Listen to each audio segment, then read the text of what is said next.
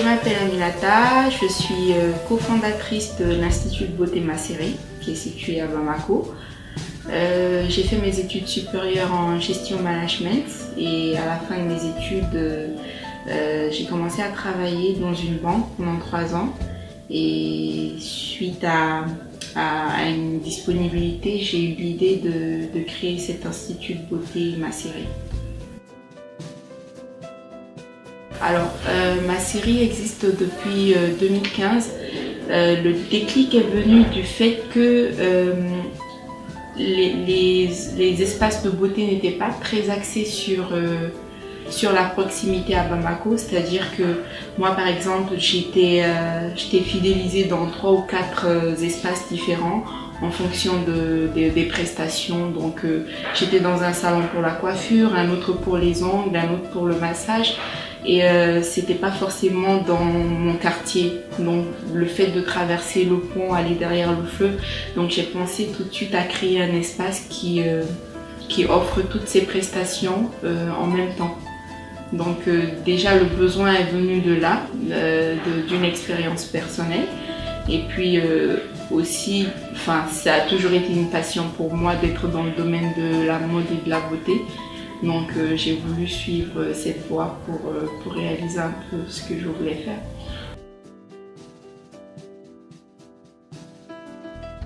Je dirais qu'on a amorcé une tendance du point de vue mode et beauté à Bamako. C'est un domaine qui est en pleine expansion depuis quelques temps. J'ai constaté que les femmes maliennes accordent beaucoup plus d'importance à leur apparence, à leurs soins, à leur bien-être. Donc quelque part c'est un point positif. Elles ont un budget assez conséquent maintenant pour tout ce qui est beauté et mode. Donc je me dis que c'est une bonne chose et du coup ça incite beaucoup de personnes, même des Maliennes qui sont à l'extérieur, de venir s'implanter et de créer et de se lancer dans ce domaine-là. C'est vrai qu'il y a beaucoup de personnes reconverties. Par exemple, vous allez trouver toutes les personnes qui sont derrière le domaine de la mode et de la beauté. C'est pas forcément des gens qui ont tout de suite entamé des études, parce qu'après le lycée, c'est pas évident d'expliquer aux parents que on veut tout de suite aller apprendre à coiffer ou apprendre l'esthétique. On est tous soit littéraires ou scientifiques et ensuite on se reconvertit et on prend ce domaine-là au sérieux. Donc quelque part c'est ça, mais au-delà de tout, il faut voir aussi le côté entreprise derrière.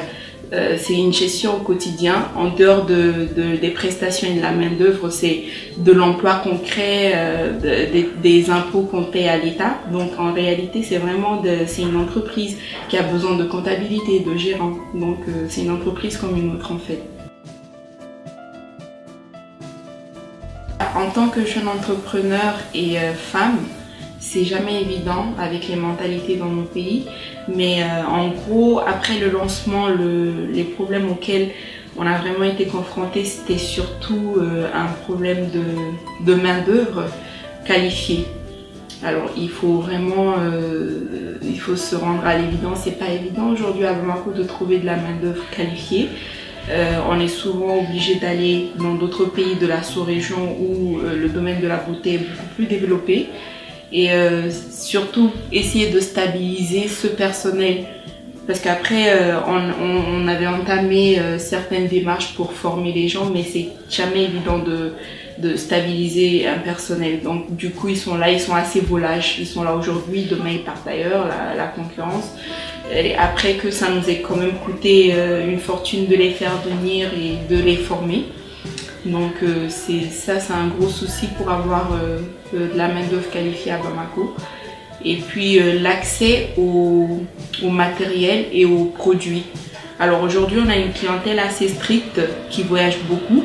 Donc ils veulent qu'on corresponde un peu à certaines normes, à un certain standard du point de vue international.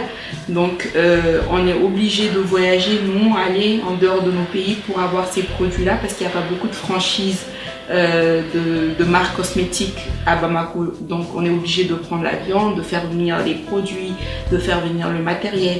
Du coup ça a un impact sur le prix de revient de nos prestations et qui n'est pas forcément en harmonie avec le budget du consommateur.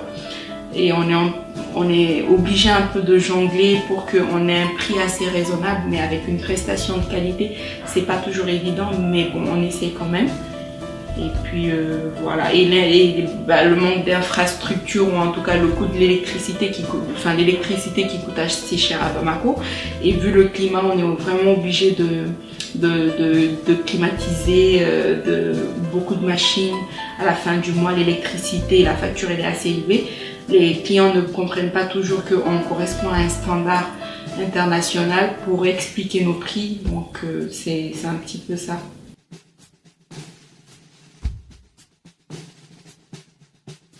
Déjà, le leadership, étant une femme, de savoir m'imposer face à une équipe mixte composée d'hommes et de femmes, ce n'est jamais évident. Donc j'ai pu développer cette capacité à m'imposer et à diriger une équipe, malgré le manque de professionnalisme. J'ai également appris que en Afrique, il manque vraiment de, comment on appelle, on manque de forme dans les collaborations et les partenariats. Le problème auquel on est confronté, par exemple, pour le fait qu'il n'y a pas de discipline au niveau des employés et tout ça, je pense qu'il faudrait peut-être commencer par baliser avec des contrats derrière. C'est vrai que beaucoup de gens travaillent comme ça dans l'informel.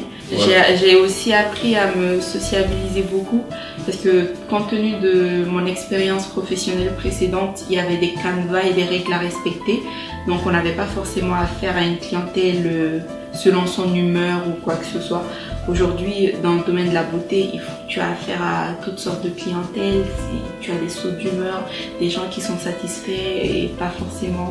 Donc tu es obligé de t'adapter, de te sociabiliser et voilà, aller à la rencontre de tout le monde, pas forcément une couleur de peau, parce qu'il y a des étrangers aussi qui sont installés au Mali, il n'y a pas que des Maliens et il n'y a pas que des Noirs, il y a d'autres couleurs, donc c'est vraiment de me sociabiliser, de m'ouvrir plus au monde. La vision que j'ai de ma série, je dirais pas qu'elle est surréaliste, mais je vois vraiment un espace dédié à la beauté et au bien-être. Pourquoi pas en faire une franchise, être présent un peu partout au Mali, dans la sous-région et même au niveau international. En tout cas, c'est la vision que j'ai de ma série, je ne compte pas m'arrêter là. Et je souhaite vraiment élargir un peu les domaines. Voilà.